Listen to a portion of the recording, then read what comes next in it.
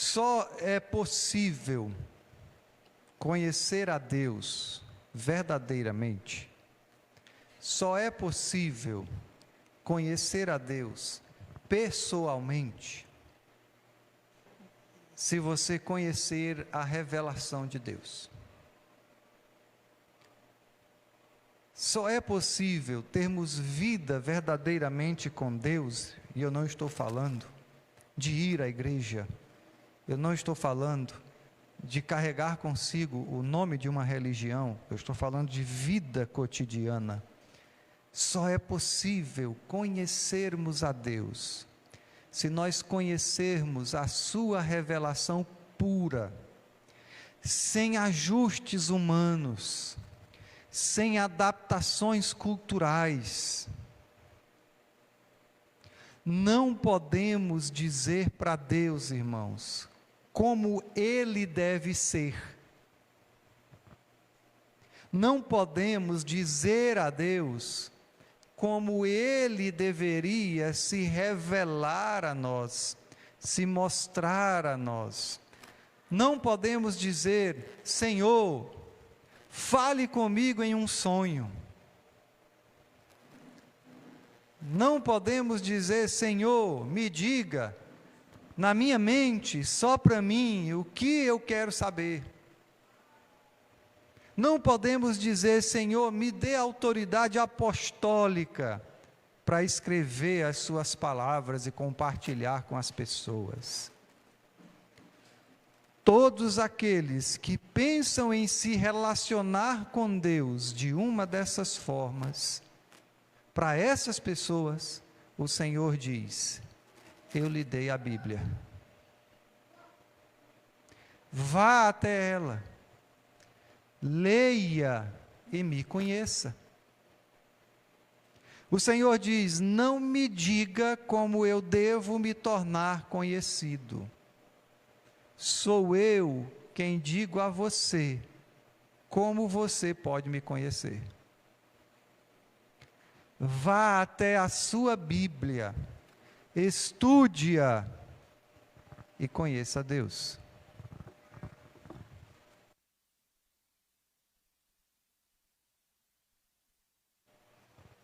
Essa é a maneira como Deus se revela a nós.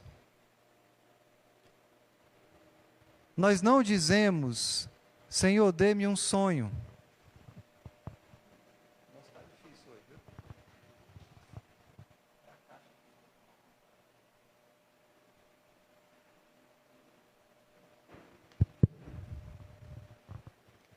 Não podemos olhar para Deus, irmãos, e dizer: Senhor, me dê um sonho. Devemos dizer: Senhor, me dê uma Bíblia. É assim que conhecemos a Deus. Chegamos a Ele nos seus próprios termos. Ou seja, nós chegamos a Deus vendo como Ele agiu na história e como Ele nos deu um livro para contar essa história e explicar o que ela significa para nós. E nenhum outro capítulo do Novo Testamento nos mostra a revelação de Deus na história mais do que Romanos 11. Tudo nesse capítulo, irmãos, é sobre a maneira como Deus agiu e como Ele vai agir em relação a Israel e em relação às demais nações na história da humanidade. E é por isso mesmo que este capítulo e toda a Bíblia é sobre Deus, é tudo sobre Deus, e é tudo sobre como Deus é. É por isso que a história é importante. Na verdade, é por isso que existe história. A história existe para revelar Deus a nós, os seres humanos. Deus não existe para simplesmente aparecer na história, como um personagem. É a história que existe para Deus. Deus é o início é o meio e é o fim da história. É tudo sobre Deus, do começo ao fim. O universo existe para exibir a plenitude da glória de Deus. Tudo que foi criado existe somente para a glória de Deus. O Salmo 19:1, por exemplo, diz assim: os céus declaram a glória de Deus, e o firmamento anuncia as obras das suas mãos. Jeremias 13:11 diz que a nação de Israel, Israel como um povo, existe só para a glória de Deus. Assim como um cinto se apega à cintura de um homem, da mesma forma, fiz com que toda a comunidade de Israel e toda a comunidade de Judá se apegasse a mim, para que fosse o meu povo, para o meu renome, louvor e honra. João 12:27, está com microfonia. João 12:27 diz que Cristo veio ao mundo para glorificar o nome de Deus o Pai. Jesus diz assim: eu vim exatamente para isso, para esta hora. Pai, glorifica o teu nome. Então veio uma voz do céu dizendo: eu já o glorifiquei e o glorificarei novamente. Toda a história, irmãos, incluindo o que está acontecendo agora, ao nosso redor, na nossa cidade, no nosso estado, no nosso país, toda a história é uma tela pintada por um artista infinitamente glorioso. Toda a história é uma obra de arte de um artista muito misterioso. E o objetivo dessa obra de arte é revelar a glória do artista. E isso inclui toda a dor, todo o horror, toda a injustiça que nós vemos no mundo. Tudo isso aparece na tela pintada como um pano de fundo para a manifestação da santa ira de Deus, para a manifestação da justiça de Deus em detrimento da nossa própria injustiça, para a manifestação da graça soberana de Deus que vem sobre nós. Por isso, nós não podemos ser prepotentes ao ponto de exigirmos de Deus como e quando Ele deve se revelar a nós. Nós não podemos dizer: irmãos, a partir de hoje Deus vai ter que falar conosco de outras formas, de outros meios. Estamos cansados de estudar a Bíblia. É Ele que decidiu que a sua revelação geral está nas coisas criadas, e que a sua revelação especial está contida nas Sagradas Escrituras. Sola Scriptura é o grito de fé dos verdadeiros evangélicos. O que passa disso? Citando o apóstolo Paulo, seja anátema.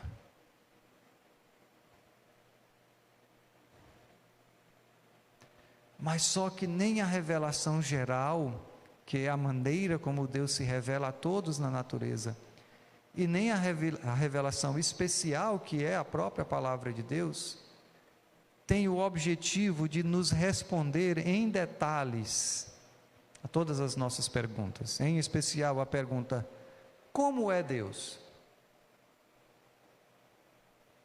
E essa é uma pergunta que pode ser considerada, se você crê em Deus, a pergunta mais importante da história. Como é Deus? Eu quero conhecer a Deus. Como é Deus? O que nós vemos na revelação é o trabalho de Deus que ainda está em andamento. Jesus diz: o meu Pai continua trabalhando. É assim como Paulo disse em 1 Coríntios 13, o capítulo conhecido como o capítulo do amor, 1 Coríntios 13, 12. Agora, pois, vemos apenas um reflexo obscuro como um espelho, mas então veremos face a face. Agora conheço em parte, então conhecerei plenamente, da mesma forma como plenamente sou conhecido. A boa notícia é que os acontecimentos decisivos, ou seja, cruciais, mais importantes, fundamentais para a compreensão de Deus na história já aconteceram e já foram revelados. Jesus Cristo é o centro da história. Ele é o personagem mais importante da história. Ele é a revelação mais pura e clara de Deus. A Bíblia é o registro e a interpretação dos eventos decisivos da história com Jesus Cristo no centro. E esse registro nos orienta como nós devemos interpretar todas as coisas que Deus está fazendo em nossos dias. E Romanos 11 nos dá uma maravilhosa visão sobre a obra de Deus na história. Então, vamos examinar os caminhos inescrutáveis de Deus. Em Romanos 11, em especial hoje, nos versículos de 1 a 6. Observem que o apóstolo Paulo primeiro fala de algo que Deus não faz. Deus não rejeita o seu povo. O versículo 1 diz assim: pergunto, pois, acaso Deus rejeitou o seu povo? De maneira nenhuma. Eu mesmo sou israelita, descendente de Abraão, da tribo de Benjamim. Depois Paulo fala de algo que Deus faz, que é o quê? Conhece o seu povo de antemão. No versículo 2 e 3. Deus não rejeitou o seu povo, o qual de antemão conheceu. Ou vocês não sabem como Elias clamou a Deus contra Israel, conforme diz a Escritura: Senhor, mataram os teus profetas e derrubaram os teus altares. Sou o único que sobrou e agora estão procurando matar-me. Em seguida, no texto, Paulo fala de algo que Deus fez e continua fazendo. Ele manteve para si um remanescente de pessoas fiéis nos dias de Elias, nos dias de Paulo e nos nossos dias. Versículo 4 e 5. E qual foi a resposta divina? Reservei para mim 7.000 homens que não dobraram os joelhos diante de Baal. Assim, hoje também há um remanescente escolhido pela graça. E finalmente Paulo nos conta, aí no final do versículo 5 e no versículo 6, ele fala como Deus fez isso. Como Deus manteve um remanescente fiel. O versículo 6 diz assim: Ele os escolheu pela graça e não por obras. Se é pela graça, já não é pelas obras. Se fosse, a graça não seria graça. Para essa mensagem de hoje, para que ela não fique muito exaustiva para os irmãos, nós vamos falar apenas sobre 2 desses pontos. Na próxima semana nós vamos falar sobre o significado da graça, e sobre o fato de que Deus guarda um remanescente para si, de acordo com a eleição. Essas são as questões muito grandes, muito complexas, e por isso nós vamos deixá-las para a semana que vem. Hoje, vamos ver como Deus não rejeita o seu povo, e o que significa essa presciência, ou esse pré-conhecimento de um povo. Então, apenas 2 pontos para os irmãos. O primeiro deles: como é que Deus não rejeita o seu povo? O argumento de Paulo aqui no versículo 1, irmãos, é que Deus não rejeitou o seu povo. Por quê? Porque ele mesmo, o próprio Paulo, era judeu. Ele diz: pergunto, pois acaso Deus rejeitou o seu povo? De maneira nenhuma. Eu mesmo sou israelita, descendente de Abraão, da tribo de Benjamim. Ou seja, Deus não rejeitou o Israel étnico. Por quê? Porque Paulo era um israelita étnico. Ele fazia parte do povo de Israel. Ele era da tribo de Benjamim, uma das 12 tribos de Israel. E ele estava incluído no povo eleito do Senhor. Então Deus não poderia ter rejeitado Israel. E isso parece muito simples, não é? Parece algo até bem simples de entender, mas alguém ainda pode perguntar: pastor, isso quer dizer que todos os judeus serão salvos? A resposta é não. O nosso Senhor Jesus Cristo, o apóstolo Paulo, tem a mesma opinião sobre esse assunto. E os profetas do Antigo Testamento também têm a mesma opinião sobre o assunto. Por exemplo, me acompanhe na leitura de Ezequiel 18:20. Esse texto diz assim: aquele que pecar é que morrerá. O filho não levará a culpa do pai, nem o pai levará a culpa do filho. A justiça do justo lhe será acreditada, e a impiedade do ímpio lhe será cobrada. O que esse texto está dizendo? Que a salvação não pode ser herdada. A salvação não pode ser passada de pai para filho. E Daniel, em Daniel 12, do 1 ao 2, diz assim: haverá um tempo de angústia, tal como nunca houve desde o início das nações e até então. Mas naquela ocasião, o seu povo, todo aquele cujo nome está escrito no livro, será liberto. Multidões que dormem no pó da terra acordarão, uns para a vida eterna, outros para a vergonha, para o desprezo eterno. Ou seja, irmãos, a salvação é para aqueles que têm os seus nomes escritos no livro da vida, e não para quem é filho de alguém que tem o seu nome escrito no livro da vida.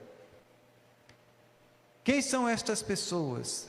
Estes são o que o texto chama de o seu povo, ou seja, o povo eleito de Deus. E esse não é um povo étnico, esse não é um povo restrito a uma nação. E o nosso Senhor Jesus diz em Mateus 8, 11 e 12, um texto que as pessoas não gostam muito de ler. Eu lhes digo que muitos virão do Oriente e do Ocidente. Quem são esses? Os gentios, aqueles que não eram judeus. Muitos virão do Ocidente e do Oriente, e se sentarão à mesa com Abraão, Isaque e Jacó, no reino dos céus. Mas os súditos do reino, quem são esses? Os israelitas, os judeus. Os súditos do reino serão lançados para fora, nas trevas, onde haverá choro e ranger de dentes.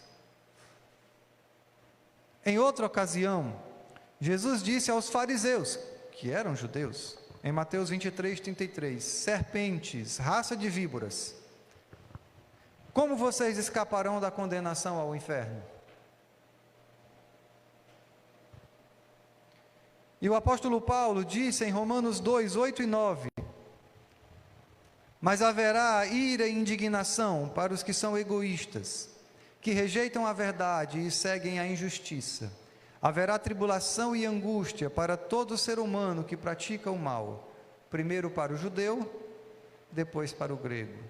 Portanto, irmãos, não pense que cada judeu é automaticamente salvo só por ser judeu.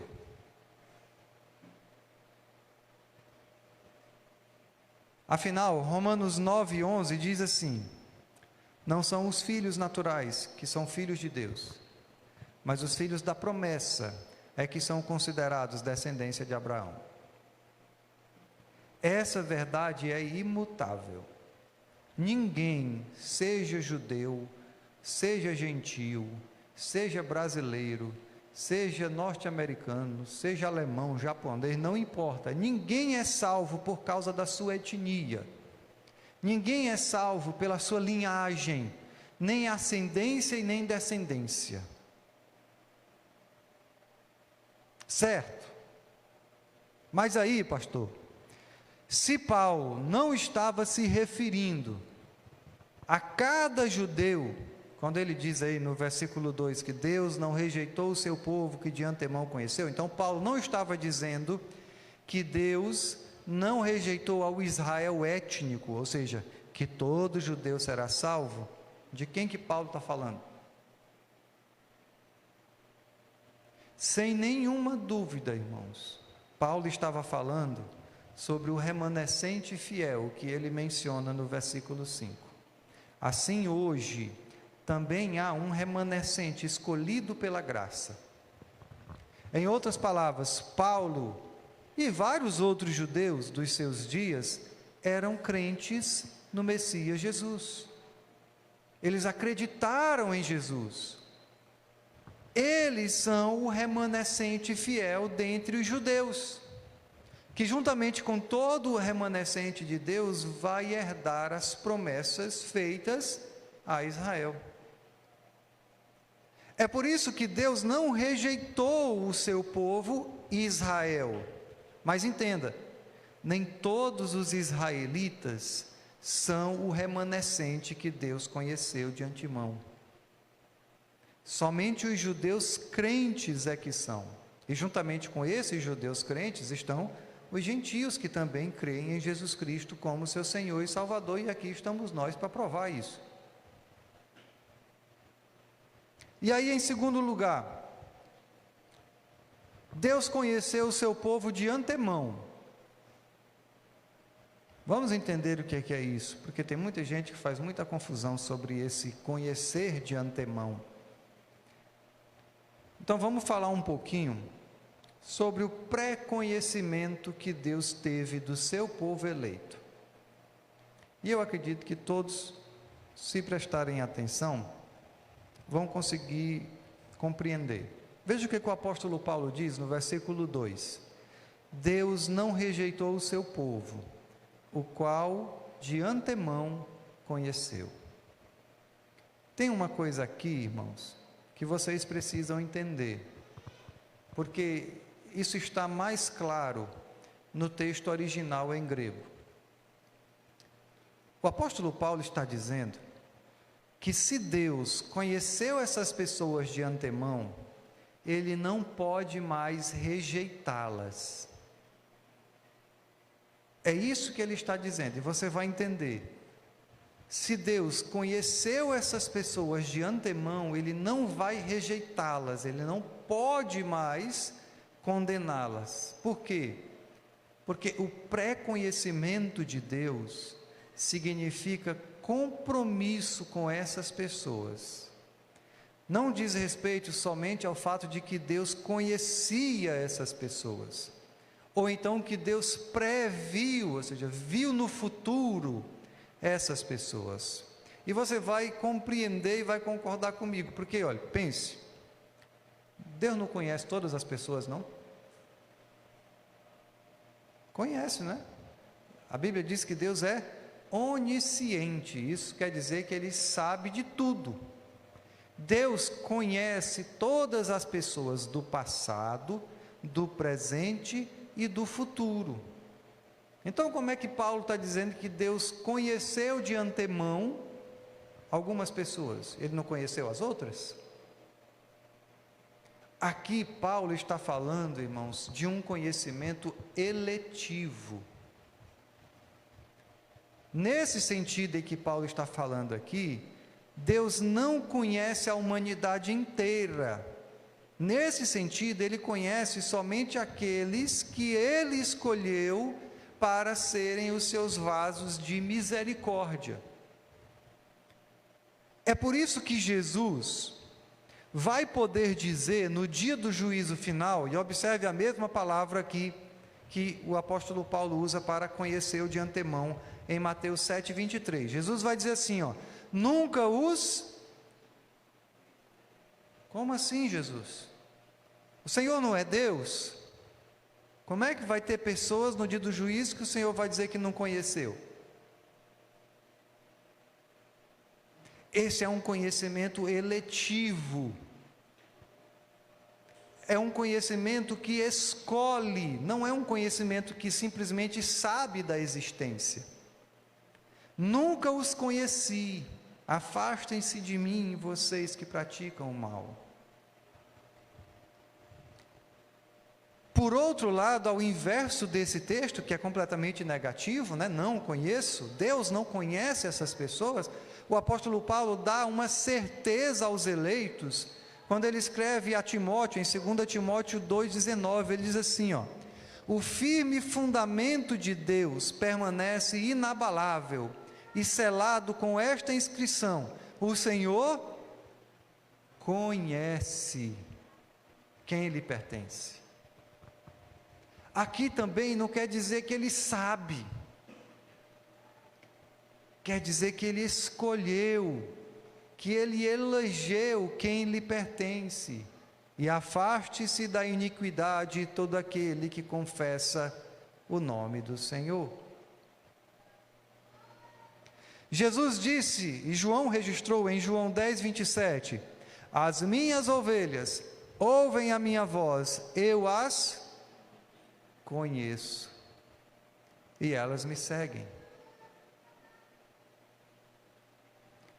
Claramente na Bíblia, irmãos, esse pré-conhecimento de Deus em relação ao seu povo, não diz respeito ao simples fato de Deus conhecer essas pessoas, de saber da existência delas, ou de ter visto essas pessoas lá no passado, ele viu no futuro. Não, porque ele conhece e vê todas as pessoas do mundo, em todos os lugares e em todas as épocas. O pré-conhecimento de Deus em relação ao seu povo é a eleição que Deus fez de pessoas para a salvação. A ilustração mais clara disso em relação ao povo de Israel é encontrada em Amós 3:2. O profeta Amós escreveu assim: Deus falando a Israel: escolhi apenas vocês de todas as famílias da terra, por isso eu os castigarei por causa de todas as suas maldades. Esse texto está na Nova Versão Internacional da Bíblia, mas se você tiver a João Ferreira de Almeida, revista, corrigida, atualizada, tanto faz. Se você tiver algumas Bíblias que têm uma tradução mais antiga, você vai ver que não tem assim, que eu escolhi apenas vocês. Diz, eu conheci apenas vocês. Isso por quê? Porque a palavra escolhi, em hebraico, quer dizer conheci. Esse texto é uma previsão de Romanos 11:2. Deus conhece, Deus escolhe o seu povo. O remanescente fiel é o povo pré-conhecido de Deus, isto é, o povo escolhido por Ele para a salvação. E esse povo não está restrito ao Israel nação, ao Israel étnico, porque muitos gentios foram escolhidos. Mas isso não quer dizer que Deus tenha rejeitado Israel. Não. Paulo e tantos outros israelitas crentes em Jesus Cristo são prova de que Deus não rejeita a Israel. Na verdade, irmãos, Deus não rejeita nenhuma nação, porque o livro do Apocalipse vai dizer que ele tem pessoas de toda língua, de todo povo, de toda tribo, de toda nação. Tendo compreendido isso, e eu creio que os irmãos compreenderam, nos resta atentar para uma advertência do apóstolo Paulo, em um texto paralelo a esse, que é o texto de Gálatas 4:9. Diz assim: mas agora, veja bem, conhecendo a Deus, ou melhor, sendo por Ele conhecidos. Como é que estão voltando aqueles mesmos princípios elementares fracos e sem poder? Querem ser escravizados por eles outra vez? O que é mais importante, conhecer a Deus ou ser conhecido por Ele?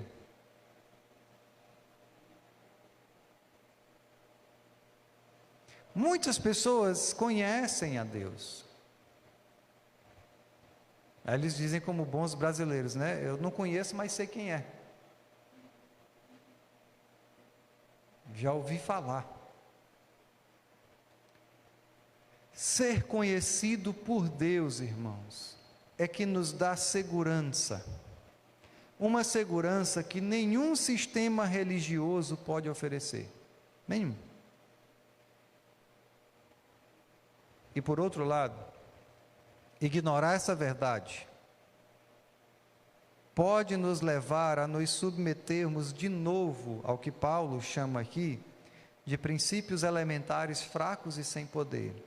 O que são esses princípios elementares? São rituais religiosos sem eficácia alguma. Não conhecer isso pode nos levar a fazer algumas coisas ou evitar outras coisas, como se fazendo coisas boas e evitando coisas religiosamente reprováveis, nós fôssemos ser aceitos por Deus. Esse texto, ele é um texto que deve ser lido em todas as igrejas evangélicas pós-modernas, porque é justamente isso que o evangelicalismo pós-moderno tem feito. Conhecendo a Deus, ou melhor, sendo conhecido por Ele, vocês estão voltando àqueles mesmos princípios elementares fracos e sem poder. Querem ser escravizados por eles outra vez. Não pode tocar, não pode comer, não pode vestir, não pode andar, não pode isso, não pode aquilo. E aí, por fora, de uma forma automática e externa, você diz: faça isso, faça aquilo, faça aquilo, faça isso, mas você não é conhecido de Deus. Você não tem vida com Deus. Você acha que através da sua religiosidade, do fato de você estar na igreja todo domingo, quarta-feira, todo dia que tem alguma atividade na igreja, você está lá, você acha que por causa disso, você vai ser conhecido de Deus.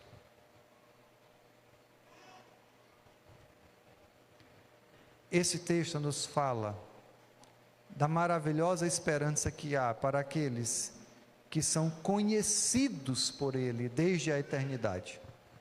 Porque se nós somos conhecidos por Deus desde a eternidade, nós temos a convicção de que desde sempre Deus é favorável a nós e não contra nós.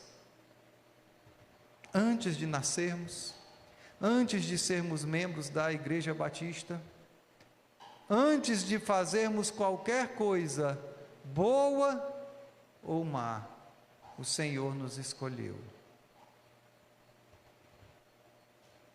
Não se deixem escravizar novamente pela religiosidade vazia. Vivam pela graça.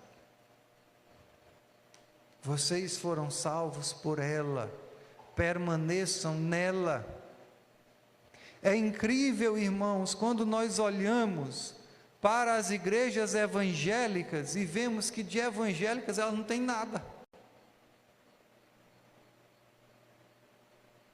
São instituições humanizadas, cheias de regras, que não têm nenhum fundamento no Evangelho. São instituições cheias de meritocracia. Já se fala até em nível de crente. Uns são mais espirituais do que os outros, uns têm mais poder do que os outros, uns têm mais intimidade com Deus do que os outros. Porque falam assim, porque caminham assim, porque se vestem assim, porque tem título A, título B.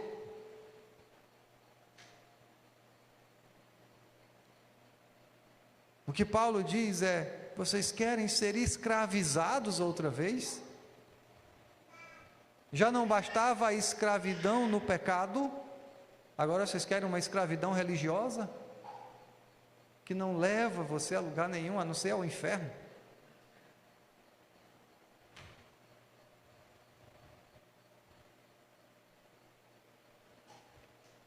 Saber que fomos conhecidos por Deus desde a eternidade é o que nos dá a convicção de que Ele é por nós e não contra nós, e sempre foi assim.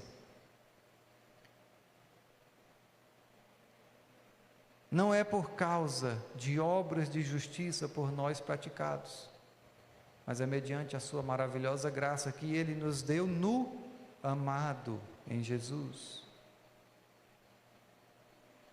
Ao encerrarmos, eu quero que você, já que o texto foi falado mais para israelitas, e aqui eu creio que não tem nenhum israelita,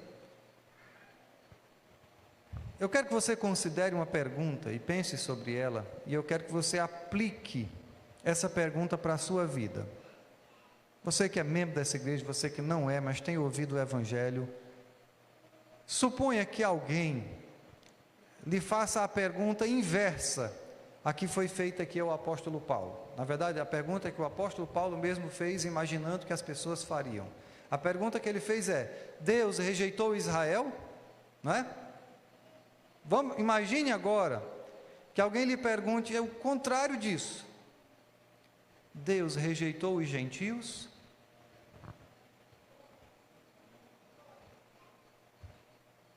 Gentio é todo povo que não é de Israel, que não é judeu, tá? Deus rejeitou os gentios. Aí se você diz assim: não, porque eu conheço uma pessoa que não é israelita e faz parte do povo de Deus.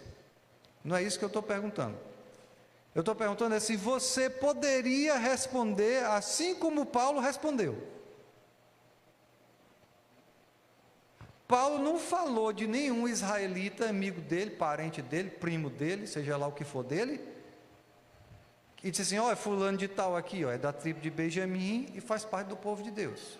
Foi o que Paulo disse: eu sou israelita, da tribo de Benjamim. E aí quem conhece um pouco da história de Israel sabe que a tribo de Benjamim era uma tribo respeitada, porque era do sul.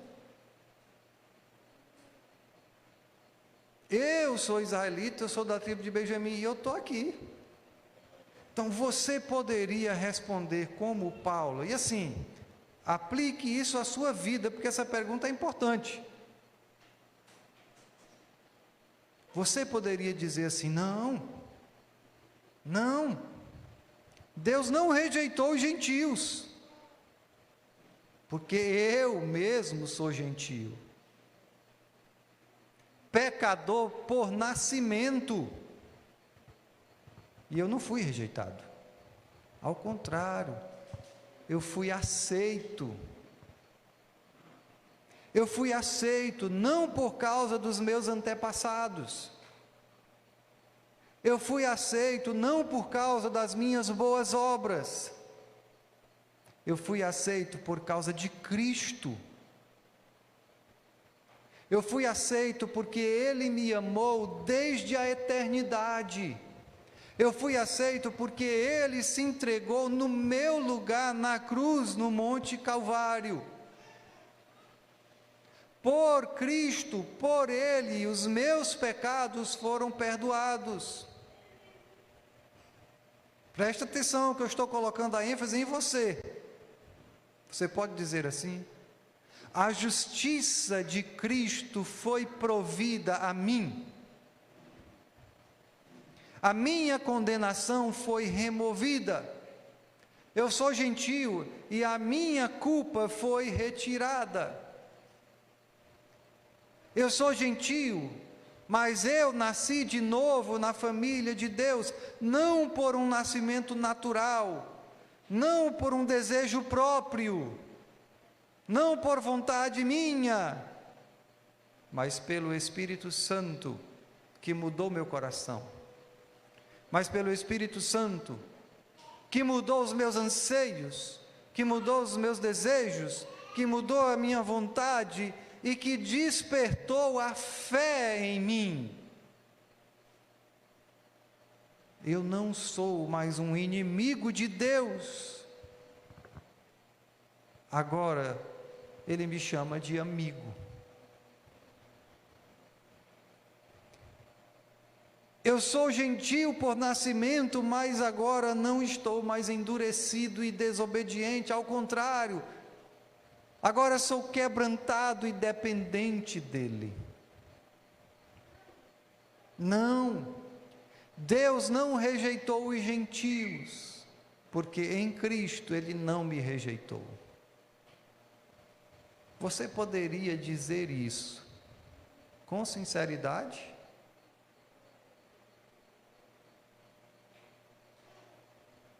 Eu oro para que você possa dizer isso, não com essas exatas palavras, mas que a sinceridade esteja presente, porque foi por isso que Cristo morreu e ressuscitou, para ser o Senhor tanto de judeus quanto de gentios. Que você seja conhecido por Deus, que você seja aceito por Cristo. Eu não sei o que já disseram para você por aí, talvez em uma dessas igrejas que diz que é evangélica. O Evangelho não diz que você tem que aceitar a Jesus em nenhum lugar. Você não vai encontrar isso no Evangelho. Isso é o cúmulo da prepotência humana, a criatura aceitando o Criador, o escravo aceitando o Senhor. Eu oro para que Jesus te receba, para que Jesus te aceite, e que Deus, o Pai de nosso Senhor Jesus Cristo, receba toda a glória por isso. Você não está de parabéns, você não merece nenhum prêmio, você não merece nenhuma recompensa. Toda a glória é dada somente a Ele, na salvação e na condenação, porque dEle, por Ele e para Ele são todas as coisas, para todo sempre. Amém.